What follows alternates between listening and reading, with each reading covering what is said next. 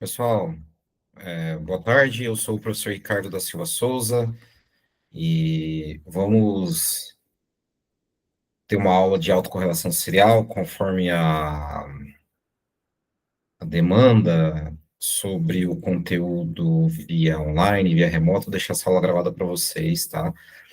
É o terceiro passo, diagnóstico de regressão, tá bom? E vamos ver onde se aplica a autocorrelação para diagnósticos de regressão em relação à regressão de séries temporais, tá bom? Então, vamos lá. Vou fechar a câmera aqui para ficar mais fluido. Então, a autocorrelação serial é um problema comum na análise de regressão, tá? Principalmente de dados séries temporais, tá? Então, a premissa é que o termo de erro do tempo presente, ele não esteja correlacionado com o passado ou com o futuro, tá? Então, a correlação entre o termo de erro passado e o presente é igual a zero, tá? Caso isso aconteça, ou seja, caso a premissa não seja válida, as condições de, as condições sobre a regressão são as seguintes: os estimadores de MQO não são viesados consistentes, as observações são normalmente distribuídas em grandes amostras, só que eles serão ineficientes, tá? Então, nós temos esses problemas aí. Quando nós temos, então, a autorrelação, ele tem uma característica um pouco semelhante em termos de ineficiência, como de heterostaticidade, tá? Então, é um problema é de correção, geralmente, tá bom? Então, olha só. Basicamente, a autocorrelação ou correlação serial é um problema específico de dados temporais, tá? A premissa diz que os termos de erro não podem ser relacionados, ou seja, são independentes, tá? Quando há essa premissa violada, há autocorrelação, tudo bem? Por exemplo, se o erro positivo hoje aumenta a chance do erro positivo amanhã, quer dizer que essa autocorrelação é positiva. Caso contrário, é negativo. Tudo bem? O problema está na inferência. Os estimadores deixam de ser eficientes, o que significa que poderíamos ter estimadores melhores, tá? Então, os testes TIF, eles são viesados. Ou seja, se os erros padrões estão errados, os nossos testes TIF perdem a validade, tá? Vamos pegar o exemplo aqui do livro do Jarati, de 2019, que é um modelo do consumo dos Estados Unidos entre 1947 e 2000, explicado pela renda pessoal, pelo salário e pela taxa de juros real, tá? Então, nós vamos ter ali observações desde 1947 até o ano 2000, tá? O modelo é duplo log nas variáveis passíveis de transformação. Quais são as passíveis de transformação? Consumo, renda e salário, tá bom? Então, aqui tem a regressão, tá? Esse print aqui é do Stata, então eu vou fazer com vocês lá no R. Então, vou trocar aqui de tela, tá bom?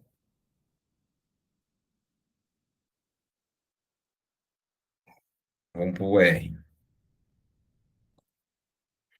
Então, a base de dados é a tabela 6_1, que eu vou disponibilizar para vocês no Classroom, tá? E vamos abrir aqui uma nova rotina para mostrar para vocês como é que se faz. Então, vamos lá. Então, eu vou escrever regress, recebe um modelo linear, aonde na base da tabela 6.1 já tem um logaritmo, tá? Já está em logaritmo, beleza? Então, tá tudo certinho lá. Deixa eu só recuperar aqui as informações, tá? Vou pegar aqui, ó, os dados já, ó, em MQO, vou fazer de novo, tá? Aqui, ó, o logaritmo do consumo, da renda e do salário, mais a taxa de juros, e os dados é a tabela 6.1. Então, vou dar o Ctrl Enter aqui, seleciono o Ctrl Enter, peço para ele rodar a regressão, summary, né? Summary regress. Selecionar Ctrl Enter. Então, tem aqui as estimativas. Essas estimativas aqui, ó, elas são semelhantes às estimativas do print do Stata, que está nos slides, tá? Tudo bem? Vamos voltar lá para a apresentação, então.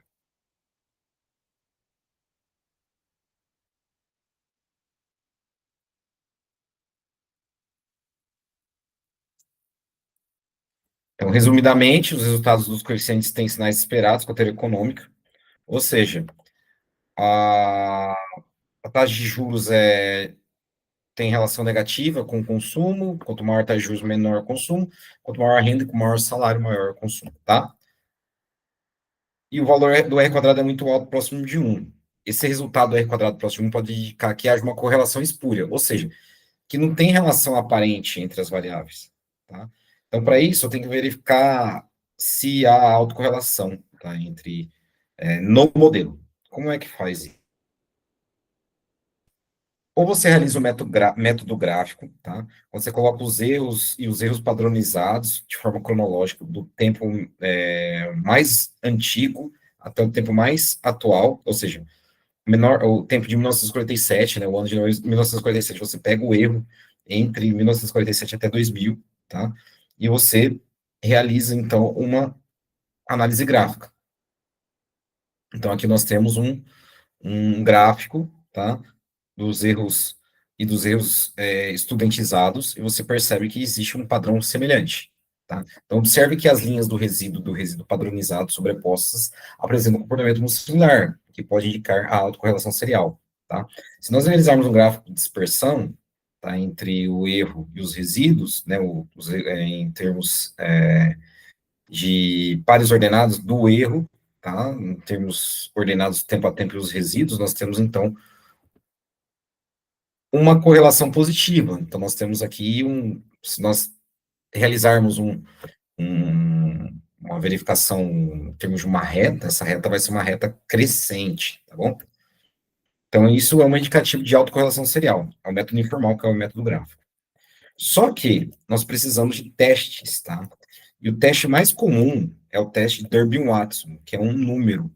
Tá? O Durbin-Watson é essa fórmula aqui, ó, que é a diferença entre o erro e o erro passado elevado ao quadrado, em somar todos esses erros, dividir pelo erro, a soma dos erros ao quadrado, tá? E esse valor está entre 0 e 4.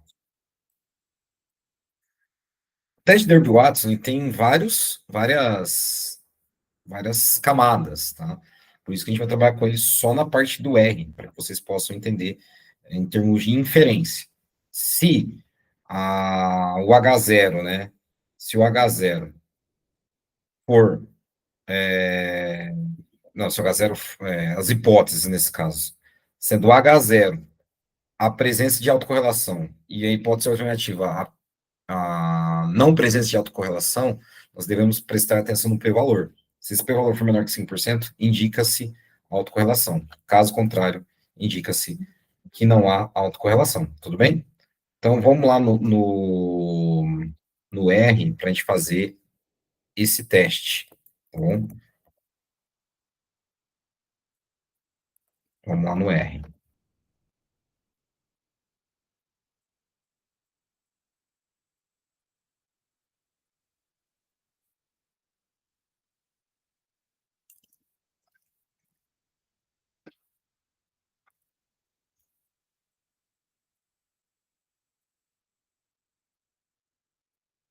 Então, aqui no R, vamos fazer o teste de Durbin-Watson. Teste de Durbin-Watson, ok? Teste de Durbin-Watson. DW, né? Teste de Durbin-Watson. Então, o teste de Durbin-Watson consiste em encontrar um valor D, né, no qual vai estar entre uma faixa de autocorrelação, se é positivo, se é negativo. E com o R, nós conseguimos fazer uma inferência, tá? Em relação ao teste de Durbin-Watson. Então, vamos rodar o teste de Durbin-Watson em relação ao nosso software. Olha só. Primeira coisa que eu tenho que fazer é liberar não, abrir uma biblioteca, library, né, chamada CAR, tá? Que é aonde se baseia o teste de Durbin-Watson, tá? Os CAR Datas é um pacote que eu posso utilizar o teste de Durbin-Watson no R. Tudo bem? Depois disso, eu vou digitar assim, Durbin, Durbin, Watson com um W maiúsculo, teste, regress, tá? E dá Ctrl Enter.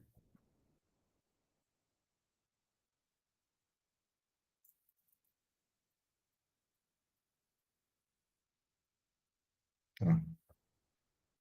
E nós vamos ter o p-valor igual a zero. Nós vamos ter o p-valor igual a zero. Ou seja, rejeita a hipótese nula, tá? Rejeita a hipótese nula, que não há autocorrelação. Então, né, o teste Derby-Watson, ele mostra, então, que há autocorrelação. Tudo bem? Um outro teste para ser realizado é o teste de Greuch-Godfrey, onde eu vou mostrar para vocês agora no slide, tá? Vou mostrar para vocês nos slides o teste BG,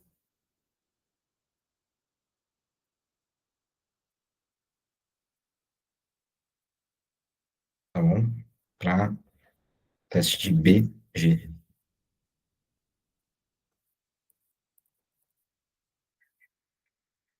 Ó, ó, o teste de Derby-Watson, quanto mais próximo de zero, há autocorrelação positiva.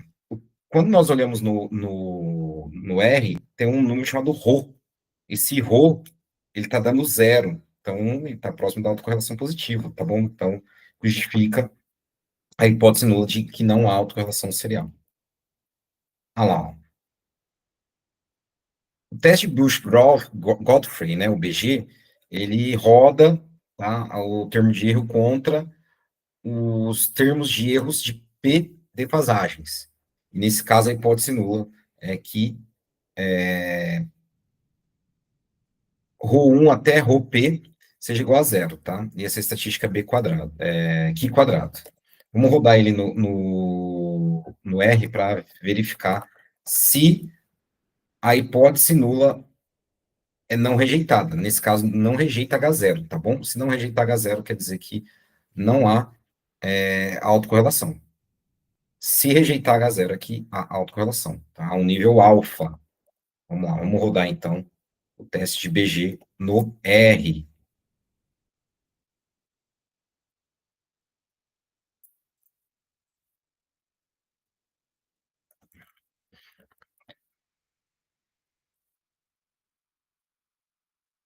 Vou abrir aqui para vocês.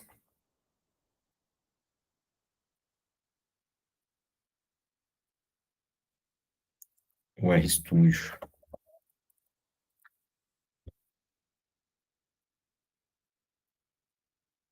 Para vocês o RStudio aqui.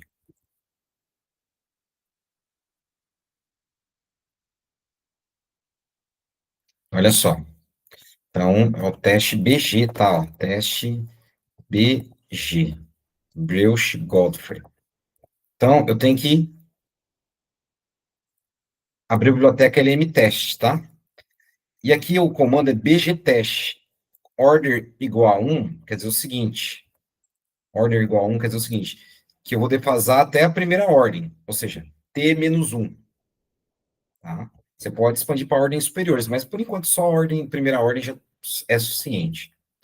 Então, observe o seguinte, que o p-valor é 0,02, ou 2%. Ou seja, rejeita H0, portanto, o modelo possui autocorrelação. Tá? Neste caso, quando o modelo possui autocorrelação, nós precisamos de medidas corretivas. As medidas corretivas, eu vou apresentar duas medidas corretivas para vocês. O modelo de Price-Weinstein e os erros robustos de Newey West, tá?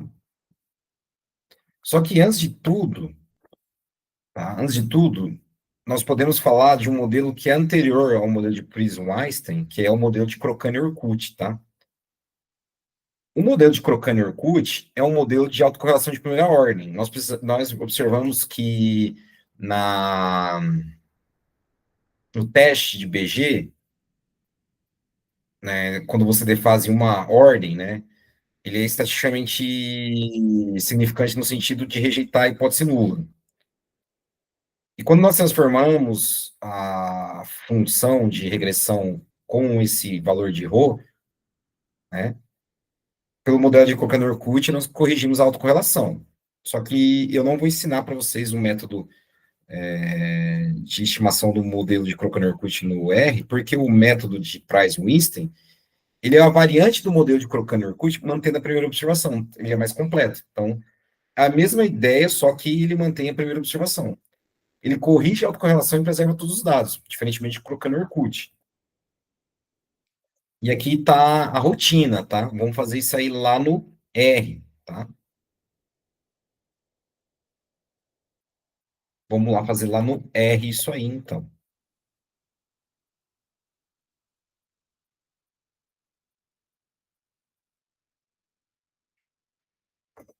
Só um instante que eu vou transferir lá para o R. A gente vai fazer um modelo de correção de Price-Weinstein, tá?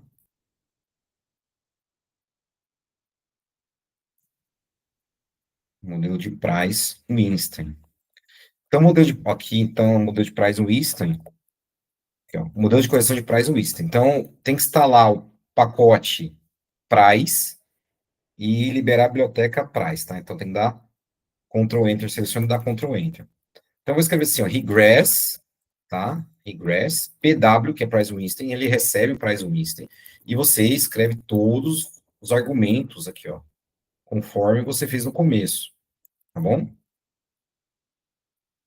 Só que tem uma coisa que você tem que incorporar aqui, ó. Você tem que indexar a variável tempo. A variável tempo, se você for olhar lá na tabela, é o ano. Então, você tem que indexar o ano, tá bom? Tomem cuidado com isso. Então, você vai escrever o modelo Price-Weinstein fixando o tempo. Dá o Ctrl Enter, ele vai fazer interações, tá vendo aqui embaixo no console? E ele vai fazer a regressão. Aqui você vai ter um modelo corrigido, ó. Tá bom? Vai ter um modelo corrigido. Os sinais dos coeficientes são os mesmos no modelo original, só que agora ele já está corrigido em relação à autocorrelação, tá? Esse é o modelo de Price-Weinstein. O outro, né, outro método, tá? O outro método é Newey West. Olha lá, ideia do método de Newey West, tá? Ele é semelhante aos erros robustos de White, tá? Ele mantém o modelo de MQ original, ele vai aplicar uma matriz ômega entre a x' e x normal, tá? Ele corrige simultaneamente a heterocidacidade e a autocorrelação. É um modelo chamado de SHA, tá? É muito utilizado nas séries macro, tá bom? É bem simples de aplicar, você tem que usar essa rotina aqui, tá? Você tem que aplicar o LM Test, aplicar o LM Test, não. Tem que instalar o pacote LM Test, tem que instalar o pacote sanduíche e abrir as bibliotecas LM Test e sanduíche, tá bom? E vamos fazer isso lá no R, para vocês terem a ideia de como se aplica a autocorrelação. Eu vou abrir aqui o R com vocês de novo e aplicar o modelo Newey West, tá? Então, eu vou selecionar aqui, ó. Então, aqui embaixo eu vou escrever assim, ó. Modelo Newey West. NW. Ou chá, tá?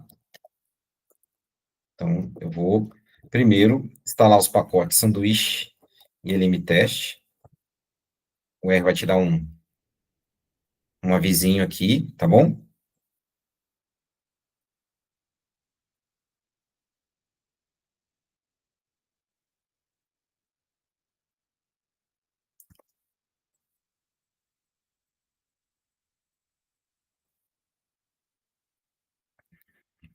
E aí você vai liberar as bibliotecas sanduíche LM Teste, tudo bem?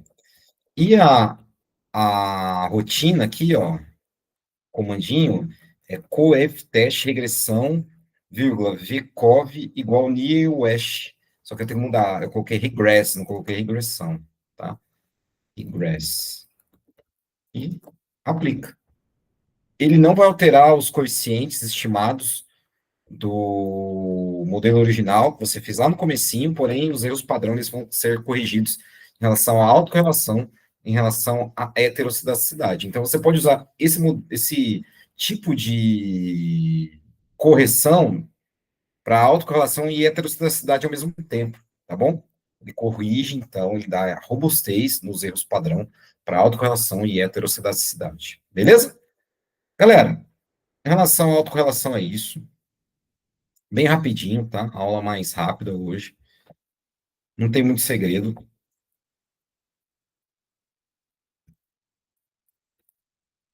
Então, o comparativo dos métodos são esses, né? Cochrane Orkut, Price Winston, Newey West.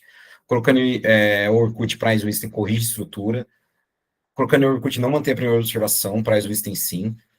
Cochrane Orkut é legal para séries longas, tá? E simples. Price Winston, para o nosso caso, para séries pequenas, de 60 observações. E Newey West para inferência robusta. Beleza?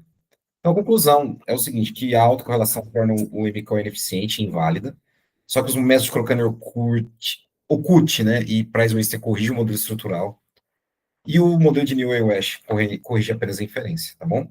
Então, depende do objetivo de escolha, tá? Eu aconselho vocês sempre usar o Price Winston, que ele é mais completo, mas quando os dados são de série temporal curta, tá? 50 observações, 60 observações, quando você pega dados diários ou dados mensais para mais de 200 observações, você vai usar Krokaner Okut, beleza? Valeu, galera. Obrigado, hein? Até mais. Tchau, tchau.